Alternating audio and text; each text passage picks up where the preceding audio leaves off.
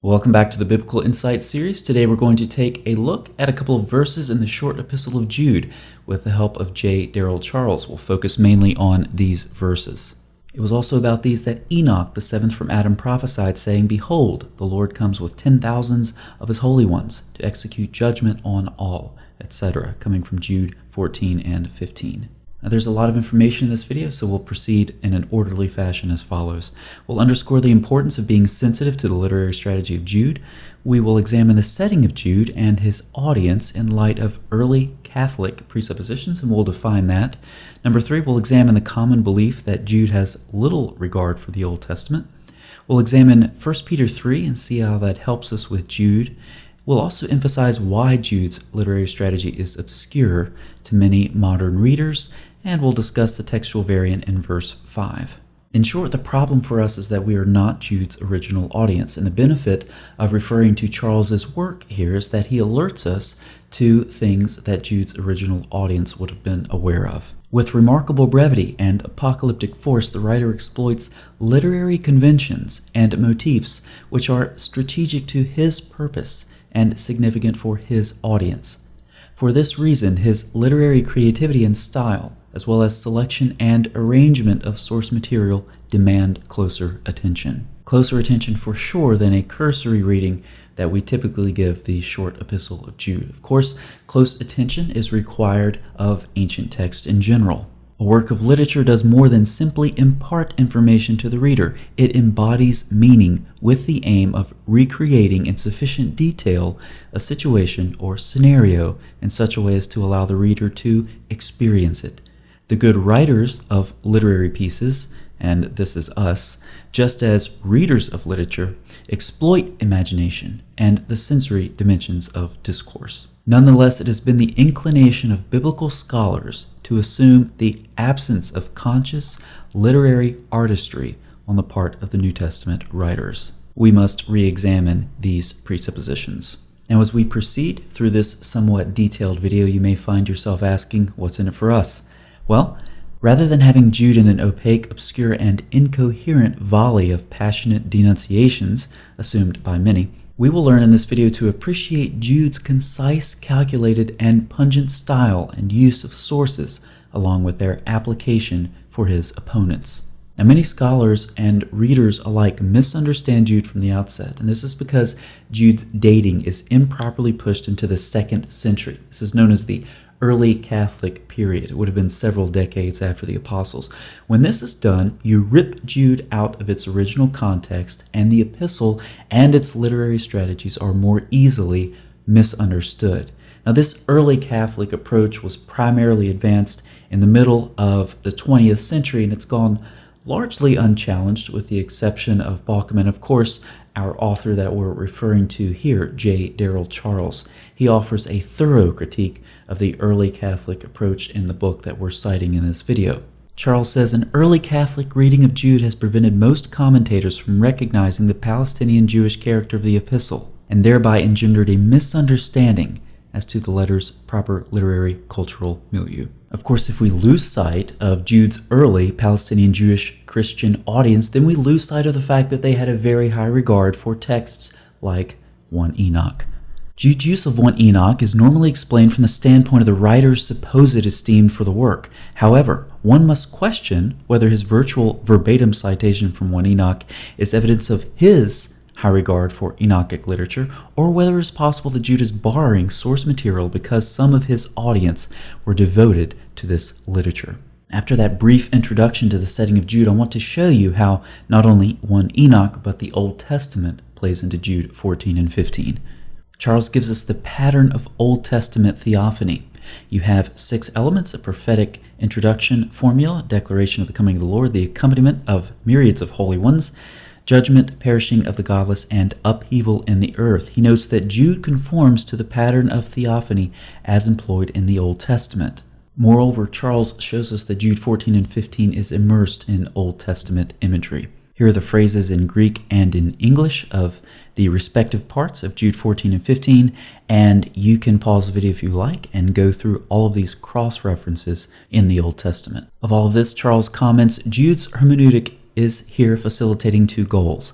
He is faithful to the Old Testament tradition of Theophany statements, and in use of one Enoch, he exploits a literary source of sectarian Judaism to which possibly his audience or the apostates themselves were devoted. Charles continues, on the one hand, Jude freely draws from Enochic language and imagery. On the other hand, the reader should take care to note what Jude emphasizes and what he omits. The presentation of angels in verse 6 is abrupt. This can mean one of several things. It may well reflect the assumption that the audience is familiar with the traditions, needing no introduction or explanation. It may also indicate that Jude is borrowing from Jewish apocalyptic imagery without necessarily endorsing its theological content. He raises a good point. It's very easy to focus on what Jude says and ignore what he omits from the Enochic tradition. Jude is not asserting or even intimating that 200 angels bound themselves to a curse, descended upon Mount Hermon, and took wives for themselves. He is not suggesting that these angels did in fact teach magic and incantations, or that women having been impregnated brought forth giants 300 cubits in height. Balcom agrees that Jude is not asserting apocalyptic eschatology. Rather, he merely takes it for granted, assuming his readers will do the same. It is possible that Jude is using this device because it was important to his readers. Now let's bring all of this to a point and give an interpretive translation of Jude 14 that would demonstrate what we're trying to say about what Jude's readers would have understood of Jude's literary strategies. It was also about these that your prophet, Enoch, the seventh from Adam, etc. Let's talk a bit more about Jude's discriminating use of his sources. Now, I want to remind you, although you once fully knew it, that Jesus, who saved a people out of the land of Egypt, afterward destroyed those who did not believe. And the angels who did not stay within their own position of authority, but left their proper dwelling, he has kept in eternal chains under gloomy darkness until the judgment of the great day, just as Sodom and Gomorrah and the surrounding cities, which likewise indulged in sexual immorality and pursued unnatural desire, serve as an example by undergoing a punishment of eternal fire. Charles notes that the common tie between these verses 5 through 7 is not the nature of the sin, that is what we see in the Enochic tradition regarding the fallen angels, but on the dispossession as a result of the sin. The sin of the angels, though veiled to humans, was very real. The point of Jude's witness, however, is not to focus on the nature of their sin. Rather, the angels in verse 6, mentioned parenthetically, share something in common with Israel verse 5 and Sodom and Gomorrah verse 7, punitive intervention. Inasmuch as he exploits apocalyptic imagery, Jude should not be naively interpreted as advancing wholesale Jewish apocalyptic theology. Charles issues a salient reminder of something that is easily missed. Our focus is concerned with Jude's use of 1 Enoch, not 1 Enoch's use of Genesis 6.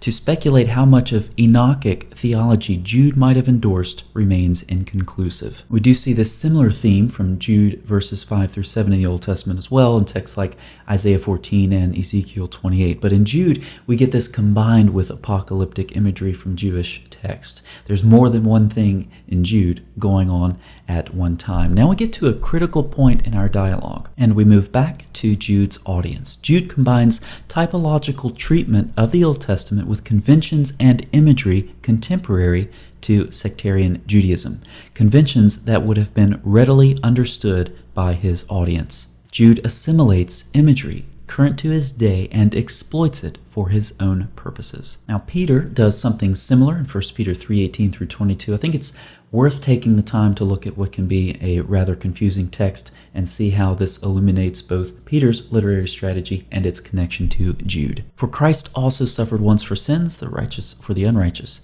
that he might bring us to God, being put to death in the flesh but made alive in the Spirit, in which he went and proclaimed to the spirits in prison, because they formerly did not obey, when God's patience waited in the days of Noah, while the ark was being prepared, in which a few, that is 8 persons, were brought safely through water.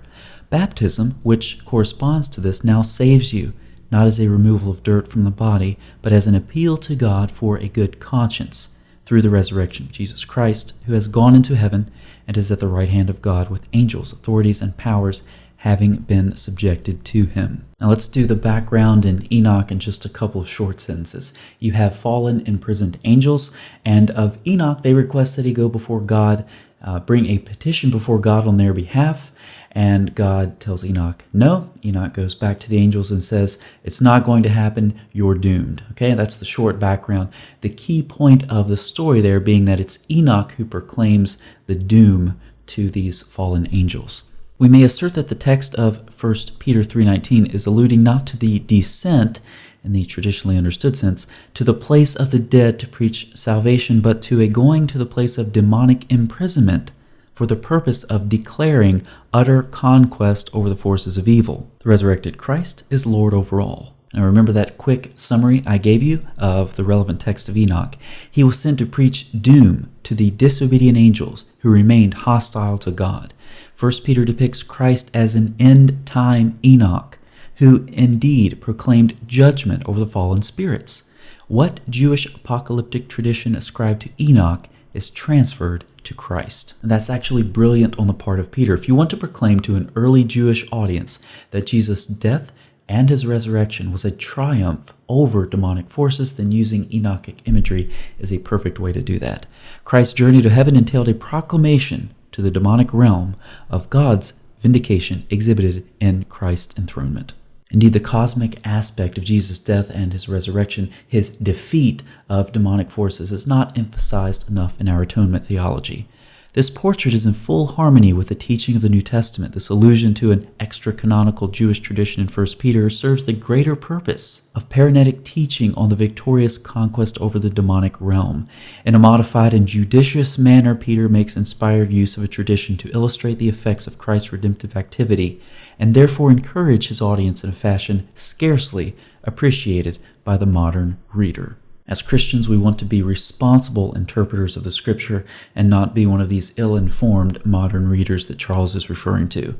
It should be clear to you that Peter's example is particularly significant for the present study because of its link to 1 Enoch. With respect to Jude's use of apocryphal literature, Charles says the reason for such a literary phenomenon is to be sought chiefly in the writer's literary strategy, i.e. in conscious awareness of the appropriateness for the need of the situation and not so much by reason of the writer's personal veneration of these works. What may seem obscure to the modern reader would doubtless have been intelligible to Peter's and Jude's audience. This Jewish literary strategy, similar to what's sometimes called Haggadah, often is not understood to be historical in nature.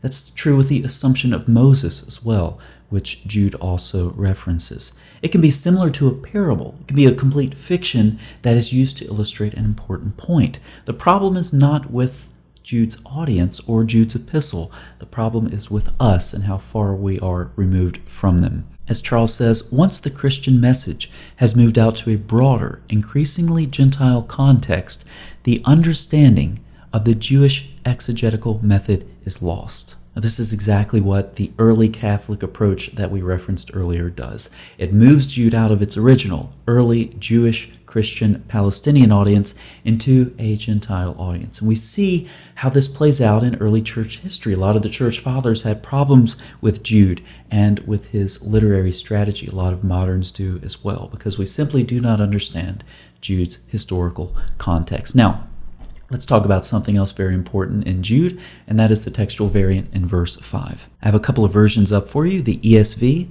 although you once fully knew it, Jesus saved a people out of the land of Egypt. You have the Lord who saved the people out of the land of Egypt from the NIV. And then the net is Jesus having saved people out of the land of Egypt, later restored those who do not believe. The net Bible is widely available, that's why I'm referencing it, and it contains a very helpful note. The reading Jesus is deemed too hard by several scholars since it involves the notion of Jesus acting in the early history of the nation of Israel. We'll talk briefly about that, but it does enjoy the strongest support from a variety of early witnesses. As difficult as the reading Jesus is, in light of verse 4 and in light of the progress of Revelation, it is wholly appropriate. Now, there are several important manuscripts given in this list in the note in the Net Bible, and I wanted to take time to show you one of those. We'll focus on B. I've demonstrated the use of the website CSNTM before. That's where we're going to go now. We go to the Center for the Study of New Testament Manuscripts, and the manuscripts that they've cataloged so far, we can actually type in Jude 5 in the search and we get a bunch of these results. We want to go down to manuscript B, this is Codex Vaticanus, and we can view that. We'll look at Vaticanus just because it's such a beautiful manuscript. Jude 5 actually starts here, and it ends right here.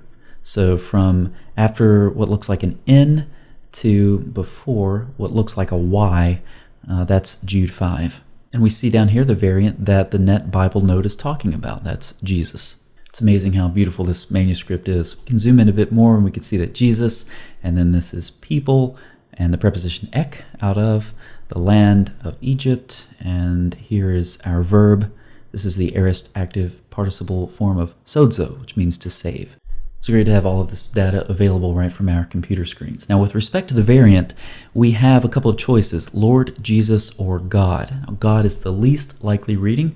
We won't even be referencing that, but Jesus and Lord, those are the two viable readings, and Lord, it should be noted, is used of Jesus specifically in the short epistle of Jude several times. Charles says, the proclamation of Jesus as Lord, as we have noted, is distinctive of the preaching of the first century church. Both the epistle of James and Jude, Jewish to the core in displaying a lordship Christology, are legitimate attestations to and worthy specimens of this period. In what follows, we'll see that Jesus is not only viable from the manuscript traditions, but also from the context.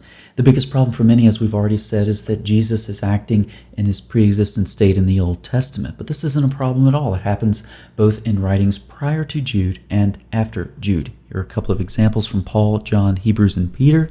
Justin's dialogue with Trypho is also an interesting example. He refers to Jesus, who led your fathers out of Egypt. I think one very interesting text that Justin mentions in support of this view is worth looking at, and that's Genesis 19:24. You have Yahweh occurring twice here. There it is once, preceded by conjunction, and you have Yahweh appearing again right here. In Hebrew, it reads, Yahweh himtir al Sedom va al Amorah gofrit va eshme et Yahweh men hashemayim. So you can hear Yahweh twice there. Then you have the Lord rained on Sodom and Gomorrah sulfur and fire from the Lord out of heaven. This also occurs in Amos. For Justin, this second Yahweh figure supported the idea of the pre-existent Christ. For some Jewish interpreters, it supported the idea of two powers theology. It's interesting to note that Sodom and Gomorrah is just what Jude has in mind in verse 7 as well. In some of the last couple of minutes, without citing it explicitly, we've been following an article by Jarl Fossum in 1987.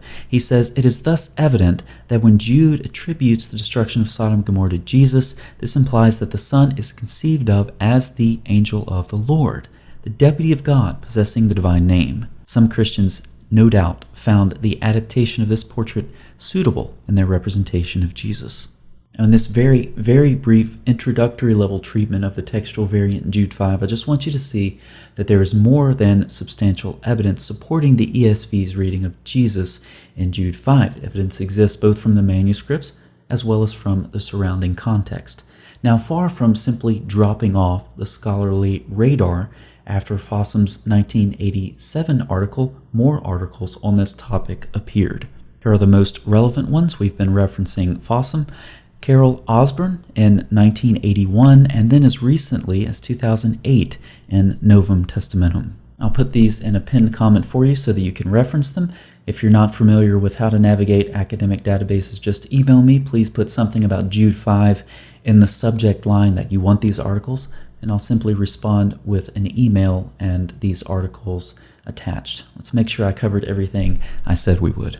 We underscored the importance of being sensitive to Jude's literary strategy, and we examined the first century setting of Jude in light of early Catholic presuppositions. We examined the common belief that Jude has little regard for the Old Testament and did away with that with just 2 verses. We looked at 1 Peter 3:18 through 22 and noted its connection to Jude 14 and 15. We talked about why Jude's literary strategy is obscure to many modern readers. Hopefully that is no longer the case. And we talked briefly about the textual variant in verse 5, and I referred you to resources. If you would like to have those, just let me know. Thanks for watching, and I'll see you next time.